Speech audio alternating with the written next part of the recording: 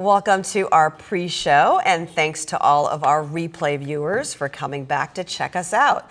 Today is Wednesday, June 13th, and our guests include Sam Cicinelli, Directing Business Rep of IAM Mechanics Local 7001 in Chicagoland, and Rhonda Rogers, Director of the Women's Human Rights and Young Workers Conference. It is 3 o'clock, so let's get started.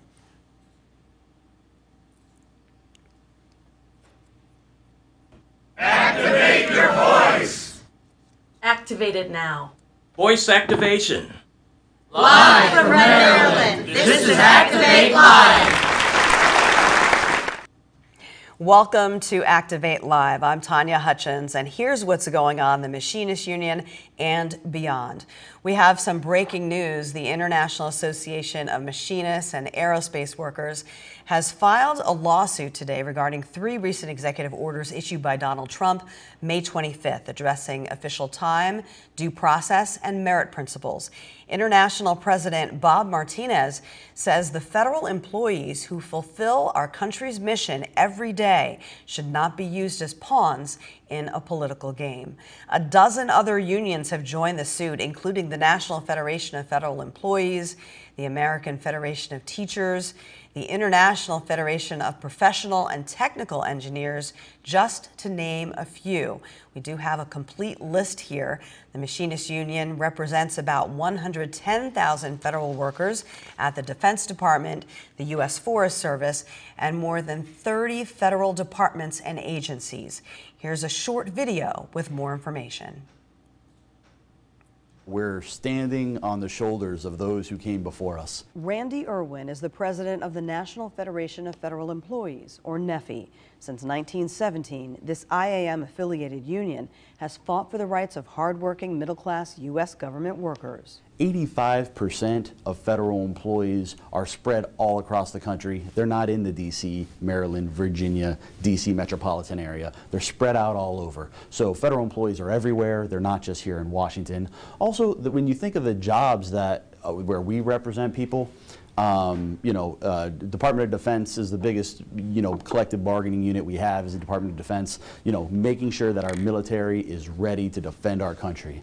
Department of Veterans Affairs, we have 50+ locations where we represent the people that care for veterans every single day, ensuring the security and integrity of the U.S. passport. It's our people that do that work. Maintaining and caring for our public lands like national parks, national forests, Bureau of Land Management, making sure that our public lands are taken care of and that we're able to use them and enjoy them as citizens of this country. Given NEFI's tall tradition and hollowed history, Irwin was stunned to learn about several recent presidential executive orders that attack the rights of his members. My initial thought was, okay, this fight is on. The first executive order hits union shop stewards hard by capping time they use to service membership. But Irwin says that crucial time should be left alone because it is really time that we spend representing people. It is time that we use for collective bargaining. It is time that we use to file grievances, to work in partnership with the agencies to improve agency performance. Another order slashes an employee disciplinary period known as the Performance Improvement Plan, or PIP. But Irwin disagrees and says, we want fair treatment in all cases, and we want to have some reasonable due process. According to NEFI, shorter PIP periods ultimately give managers more power to unjustly fire workers. And in an era of cost-cutting, Irwin warns. It costs tens of thousands of dollars to hire a federal employee. They got to do all these background checks. They got to consider everybody who applies. You don't just hire the first person who's eligible like you might in the private sector. You got to give everybody a fair shot. The third executive order limits the length of labor contract negotiations to a year. But according to NEFI, by and large, it's the agency that causes the delays in bargaining. Usually we want to bargain as quickly as possible. They want to put in these arbitrary timelines that cannot possibly be met, and then when they're not met, they want to unilaterally impose the terms of their agreements and gut our collective bargaining. The administration's new rules have galvanized organized labor, and NEFI says it's mobilizing the movement and pushing back. We are geared up for this fight. Federal employee unions are coming together. We're going to take it to Capitol Hill. We are going to take it to the White House. And if they think we're just going to roll over and accept these changes, they got another thought coming. That was Randy Irwin of the National Federation of Federal Employees, NFI-IAM. Keep an eye on our website, goiam.org, and all of our social media pages for more information, especially our twice-weekly email newsletter, iMail. Well, we have some good news out of Valparaiso, Indiana, where members of Local 2018 just ratified a new agreement this morning after a strike for better pay, which they received. They work at Union Electric, where they make forged and cast rolls for steel mills. Their increases included 3% for the first year, 3% for the second year, and then 2.5% the third year, and 2% for the fourth year. So congratulations to Local 2018 out of our Midwest territory. This past Monday, the Poor People's Campaign demonstrated and conducted civil disobedience through nonviolence in front of the U.S. Supreme Court, where a decision on Janus versus AFSCME is expected any day now. 9 of the people arrested were detained overnight by Capitol Police, the first time that's happened after 4 previous nonviolent actions. Those arrested, including union leaders and members of AFGE, CWA, SEIU, and Unite Here. Well, join the conversation on Facebook and Twitter and let us know what you think about civil disobedience, or civil resistance, as Gandhi used to call it. Comment on this video or reply to us on Twitter and give a shout out to IAM Local 2018 in Indiana while you're at it. And already some people are commenting. We have people joining us like Dale Bardo. Jerry McCarthy says, "We will beat this, brothers and sisters." I'm assuming he's talking about the breaking news that we shared earlier about the lawsuit being filed by the IAM. So keep the comments coming. We told you last week how some members of IAM Mechanics Local 701 in Illinois are back on the strike line after it had been pulled down for 8 weeks. Our members at Napleton Cadillac in Libertyville are still fighting for a first contract. To give us an update is Directing Business Representative Sam Cicinelli, who joins us now from the Chicago area. Thanks for taking the time, Sam. Thanks for having me on the show, Tanya. Well, last year's strike with nearly 2,000 members was successful, but this strike in Libertyville, I understand, ran concurrently. How is this strike different? This strike was the technicians working at Cadillac in Naperville. This was their first agreement. So they're basically on the street for their first agreement. So how long has this particular strike been going on? This they went out the same time all the other 1,950 IAM 701 members went on strike for a renewal agreement. But this was their first agreement at Cadillac in Naperville. I'm sorry, Libertyville. They went on strike. We came up with an agreement in September. We finalized it in November, and we voted it. Kind of walked the attorney into, we kind of pigeonholed him into agreeing to the agreement. He subsequently sent us a response saying that he's not acknowledging the agreement. We filed additional charges. So this is an ongoing fight. We thought if we took the strike line down, it would get him back to the table, which he did. We went back to the table, and ironically, we got the NLRB, the National Labor Board decision, which basically stated that there were several unfair labor practice charges committed. So the rub is they think it was an economic strike. We're saying it was a strike that converted to a unfair labor practice strike, subsequently forcing our members back to work. So we had to file additional charges to prove that, and that's what we're waiting on, a decision from the labor board on that. Now, you mentioned there were unfair labor practices. What were some of the things that were happening to some of these mechanics? Well, at the onset of the strike, the employer took exception to them going on strike and proceeded to roll their toolboxes out to the street. And later that morning, torrential rain on the strike line, and the employer and his group had to roll the toolboxes back in. And these are expensive, aren't they? These are, we call them 2-bedroom condominiums. Some of them are really huge. They're, 8 feet wide, 6 feet high, weighing several thousand pounds. The one that was stuck actually crushed the pavement. The wheel went into the ground, and that was the one that succumbed to the most damage. And there were electronics inside there? There were, electronic tools, a lot of their meters, timing lights, digital vote ohm meters, all their electronic tools that we have to we buy all those tools. Those aren't supplied by the employer. Those are tools, upwards of close to $100,000, in each toolbox. Sam, tell us a little bit about these workers, because some of them have decades of experience. And one of the things we tried to do in midstream of all the charges that were filed, we're trying to get our guys back to work in lieu of filing additional NLRB charges. The employer recognizes they need qualified technicians. There's a shortage of technicians on the field, out in the field. He even said, the scabs that, or the replacements, I call them scabs, the replacements that are working in the facility are glorified cashiers working out of Pep Boys. They really can't fix the vehicle. The journeyman that we have there, the least senior journeyman, is 23 years of experience in this product line. So these are highly skilled workers. Yes, absolutely. Sam, what does their treatment by this dealership say about the dealership itself and this process? It's ironic because we do have a good working relationship with this owner. He has a couple of other 701 stores, which just dumbfounds me why he would fight us on this one. And in the conversations I had off the record with this owner, I asked him, I said, Bill, what's the issue? And he said, it's their behavior on the strike line.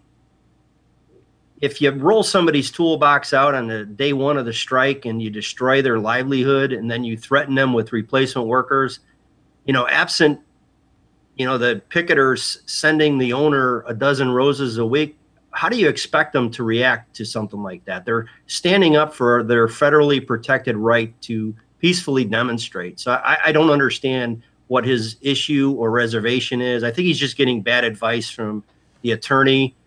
This is the same attorney that was removed 2 contracts ago with the Standard Auto. He's got an issue to prove against our local, obviously, and he's got a cash cow with this owner. It's just unfortunate because the money could be better suited spending it on a contract for years to come for our guys, and let the guys go back to work. Sam, I understand you have a rally planned for Monday, June 25th. What do you want fellow unions and the public to know? We do have that rally planned. Just bring back your talented workers, support. I know one of the successes of our Standard Auto strike, the community support and other labor unions in the area was an absolute critical piece to the success of the strike. You see it across the nation. I think we're fighting the public's fight, whether you're union or non-union. You see it across the country, whether you're an organized teacher or you're just teachers acting in concert. You push people into a corner so much, they have to react. The hotel workers in Vegas, demonstrated by collectively, fighting against the employer, they got what they deserve, right? So I think we're fighting, union and non-union people's fight out there, and they're very appreciative of that. We're just asking for the same support in return. Now, the local won a Solidarity Award last Sunday. Tell us about that. We did. It was a shock to me. I took a call from the DePaul Labor Education Center. Apparently, we were the topic of semester 2 and 3 of their curriculum. And they just were enamored at start to finish how we handled the strike. It was just a true sentiment of determination and tenacity on behalf of our members. It was very rewarding to accept that reward on behalf of our great organization. And I understand you have some mentoring going on as well. We do. We have a lot of our stewards going to, we continually train our stewards for probably the last 7 or 8 years here with the assistance of our General Vice President Gruber, giving us some support in that arena, as well as our training facility in the back that continues to cultivate tomorrow's future. Anything else you'd like to mention, Sam?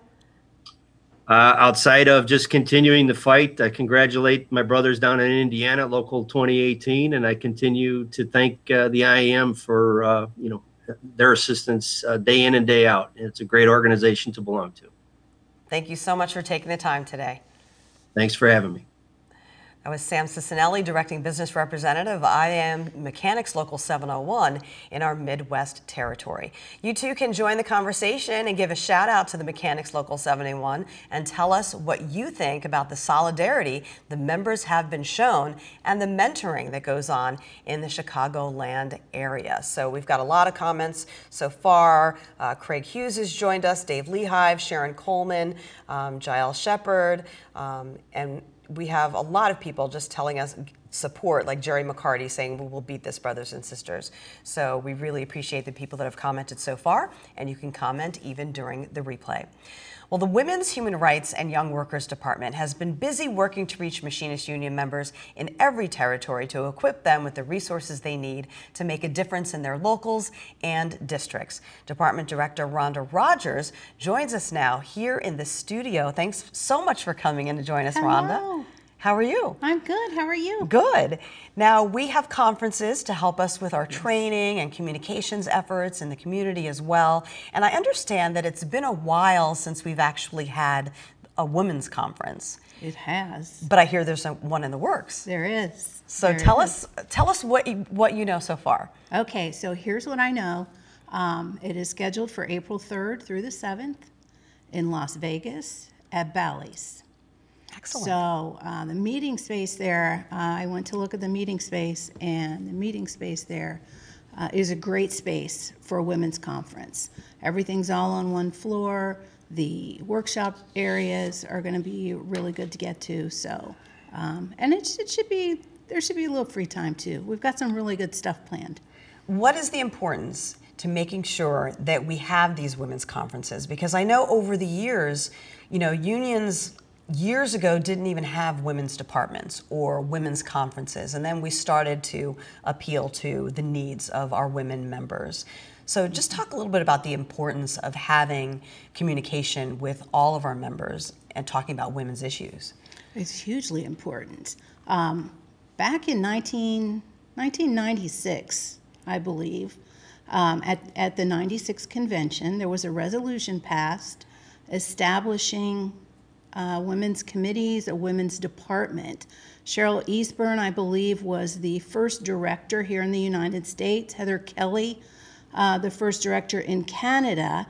And the departments were officially established March 1st of 1997. At that time, 16% of the Machinist Union membership was women. Wow. Yeah. 4 years later, it was 21%. And so now we're looking 15, 16 years later, there is a large number of women. I mean, It's a good thing it's growing. Yeah, it's growing. Women are increasingly entering the workforce, and increasingly they're unionizing, and their issues are important. And so that's why the conference. I think it's wonderful also that in the Machinist Union we have so many allied men that are concerned about women's Yes. issues, and they consider themselves feminists as well. Yes, we do. So I think we have some phenomenal brothers in this union. that support is so that important. get it. Yes, they get it, and and help us in talking to other men who Exactly. don't get it yet. Yeah. Regardless of whether they're in a union or not. Yeah. One of those great supporters is our international president. Yes. He gets So, it. He does. He does. In fact, this was his idea. Excellent. See, He it said, helps. let's have a women's conference. And I said, okay. See, it helps when you get it from the top down and you Yeah. have that support that you need. Tell us a little bit about how the process works. If there are members who would like to go to this conference, what will the process look like? So very shortly, we'll be getting information in IMail. We'll probably send a call letter. We'll do some emails. So it's going to be publicized. There will be in IMail. There'll be a downloadable form that you can submit. And if you're just joining us and you don't know what iMail is, that's our twice weekly newsletter Yes. that we send out to all of the Machinist Union members to let them know what's going on in the Machinist Union. So it will be in our iMail. Exactly. So we'll make sure that we get it out there. So be watching. I know nothing's finalized yet, but what are some of the issues that you'd like to talk about at this conference? Oh my goodness. I'm a big fan of diversity and inclusion. I definitely want to talk about that. Workplace violence is a huge problem. And that's a touchy, sensitive subject that a lot of is. people are afraid to talk about. It is. And it opens up a lot of wounds because, some of our members have been victims of some type of workplace violence. So it's touchy, and how you present that is really important.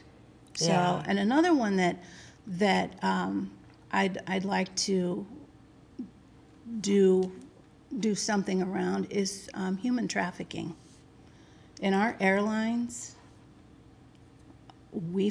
flight attendants, customer service agents have been instrumental in watching out and saving some people that have been victims of human trafficking. That's important to remember because they're like the first responders. They're on the front lines where they see women coming into the country, going across state lines, and a lot of travelers don't think about that. It's not in the forefront of their minds, but I love the fact that they see those warning signs Right. and know how to act. Yeah. So it'll be good to keep that on our minds as well, even though it may not be in the news every day. It could be something that's happening in our neighborhoods, Right. Yeah, it's scary. It is scary. I live in Washington, D.C., and I met a woman who was in Washington, D.C., and she told me her story about being trafficked. And it was 15 minutes from where I lived. Yes. I couldn't even imagine. So I'm so glad that that's something that's on the agenda. So for people who are just joining us, just remind us again when and where this conference will be. April 3rd through the 7th in Las Vegas at Bally's Hotel. Excellent. And they can look for call letters. They can look for information in iMail. How many people do you hope to have there? Well, I'd love to have every woman in the Machinist Union. Right. But we're planning on anywhere from 150 to 200. Okay, and I'm assuming that you're working on speakers and Yes. and so those will be more Yes. surprises that Right. we'll find out about, as we get closer to the date. Yeah, and we're going to have an awards banquet Oh, that'll be as wonderful. well. Yes. See, it's always nice to recognize Right. people who are trying to move and advance women's issues Exactly. and diversity and equity and inclusion and especially equal pay, for equal work. Yes. There's so many things that we could talk about. Oh, I know. I'm really, really excited. A lot of it is still up here. It's, but it's coming along. It's coming Excellent. along. I'm real excited. Is there anything else you'd like to mention before we move Well, on? we have a couple things. Oh, yeah, we do. We do. We have a T-shirt contest. That's right. So information about that will be going out in iMail as well. Who's eligible to be in that contest? Any member. Okay. But it is a contest for the new women's department T-shirt design. We haven't had an updated T-shirt in a while. And instead of just having someone design it here at headquarters, I'm a firm believer in drawing from the talent of our members. I came off the shop floor, the members, I've said this 100 times, that's where I get my strength, and we have many talented members. And so I feel like it's only fitting that they should design the T-shirt. That would So be we're going to wonderful. do a contest. We have so many talented members, like you said, We who do. are artists. So all of you artists out there who are part of the Machinists Union, get ready to get your ideas Right. together for this T-shirt contest. So I bet we'll get a Yes. lot of entries. Right. We're finalizing the rules right now. There will be prizes.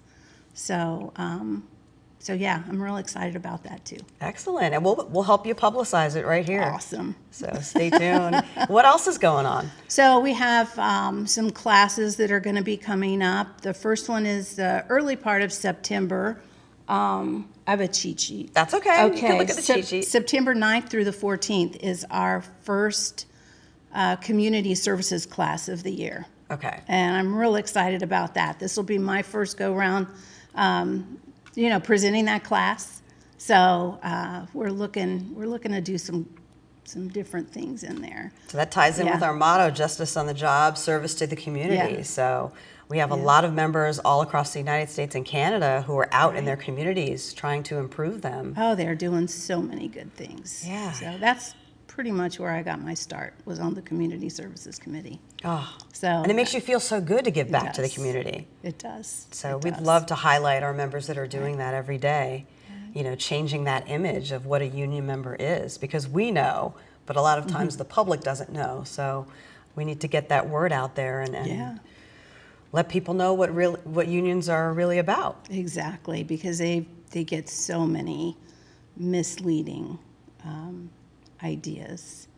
If you look, you look at this whole thing that's going on with the federal employees, and the Right. fact that they have to file a lawsuit. You look at the Janus decision that's about to come down. So, yeah, it's real important that we get out in the community. And that We're way part that- of it. Right, and the public can talk to us directly at these events. Right. We can talk, and let them know what we're all about and what the benefits are of union membership. Exactly. That'll be great.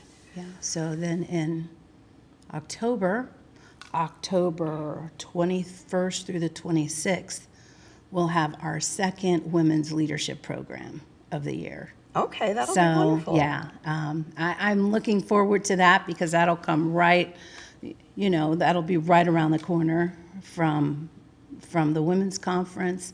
So, talking to some of the sisters there, that class is starting to fill up. So, So get get your applications in or your registration forms because it is starting to fill up, which is wonderful. It is wonderful. So, We'd like to yeah. get as many people into the Right. classes as we can down at the William W. Wimpesinger Education and Right. Technology Center. Yes. And that is in Hollywood, Maryland, our training center, which is Near very and dear to my popular. heart. Yes, that's where, that's where she came from. Yeah. Yes. When I first met Rhonda, was in Ohio, It was. actually. And then, what year did you begin as an education rep? In 2011. That's right. So that's Yeah. when I came on in the Machinists Union. Right. So we came on together. We pretty did. much. We did. And now directing the women's department, we're so glad to have you and Thank you. and young workers and human rights. Yeah. So that's wonderful. I've got some really good departments, and we're looking to do some really cool stuff.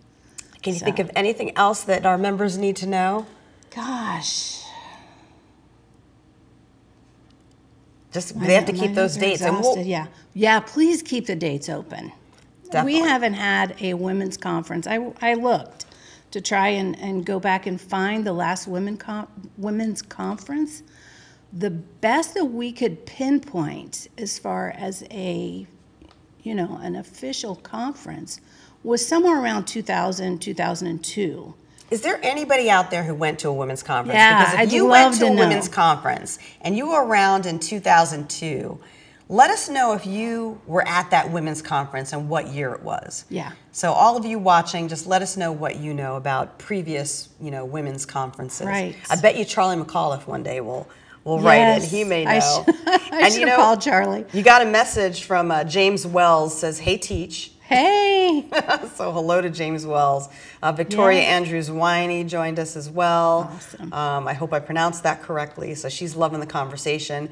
Milton Cintron says hello from Puerto Rico, Local Lodge 2725.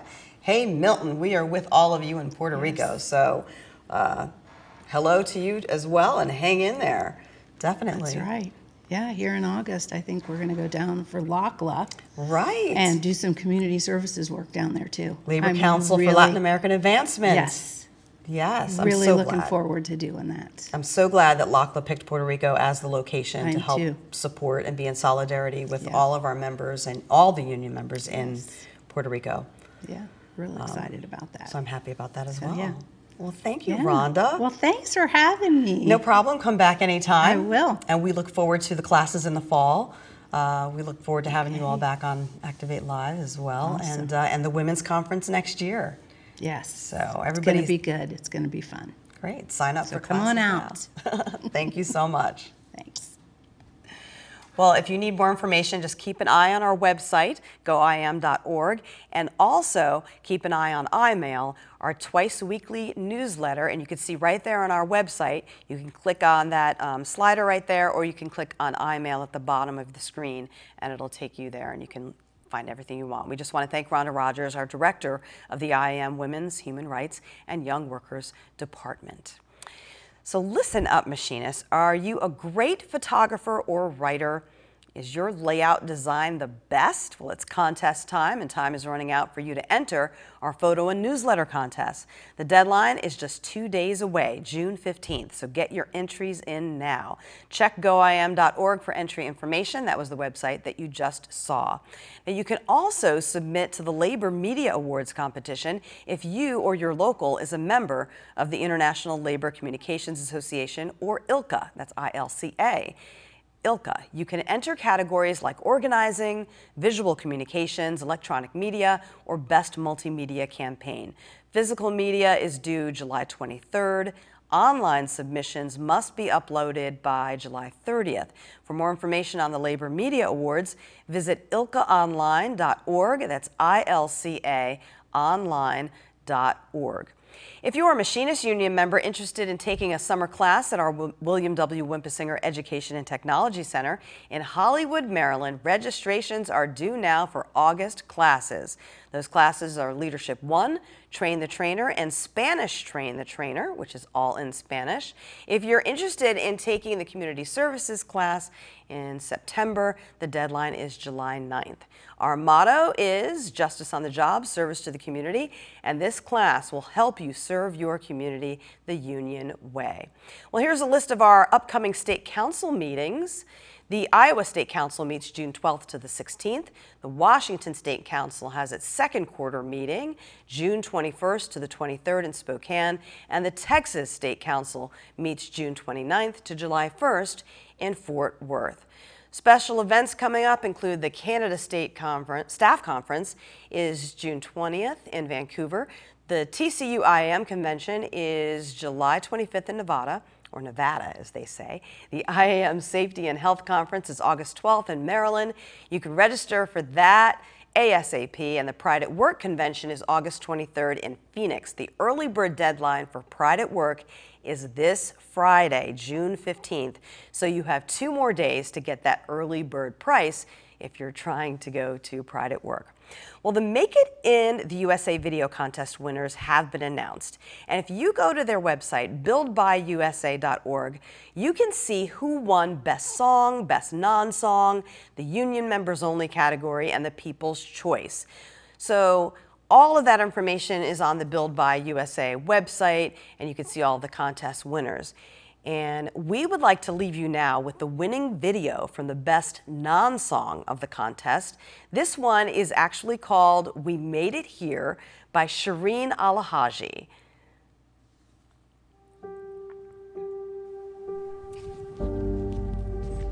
My hands are old now. They've got years of mileage. I'm grateful for every second. Okay, the mics are Hands on. like This these, is on the winning cut, video. carried, cooked, and sewed. They dug, uplifted, carved, pushed, and pulled. These hands came from all over. Hands like these built this world, these industries. The industries we built left us empty-handed, but never idle. When they left, the union stayed. we still knew we could build more. Because we work hard, and hard work never stops. We raised these hands, we raised our voices, and we raised wages. We made it, and we made it here. And we can do more. Don't you think?